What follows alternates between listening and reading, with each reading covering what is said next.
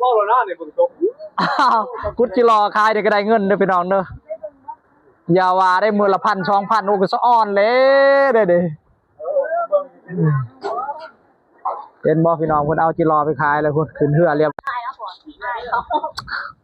ลูกค้าปีเหือบ่ออกทั้งนี้ทั้งหลังก่อยปีเหือกันบ่ชื่อปีเหือเพื่อบ่ออกได้พี่น้องโอ้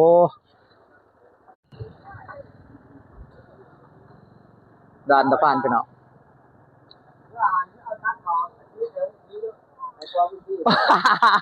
ไม่ท้องว่ะมันมีคนอยู่ในหันพอจะบอกเล่าดอกไปถามโอ้นี่4-5,000พลวาโอ้เจ้าของเหือเด้อไปเด้อโอ้นี่แต่เจ้าของเหือมันสิคนที่ฝากจิอันนั้นจิรอโอ้มื้อละ1,000 2,000จะเป็นช้อนเนาะบ่ได้ไปเฮ็ดอีหยังจะไปขุดจิรอมาขายดอกวันนี้โอ้จักได้ห้ำอยู่เนาะโอ้ยเรื่องบ่ได้ชี้ข่าวชี้น้ำยังจะได้ห้ำอยู่ตาย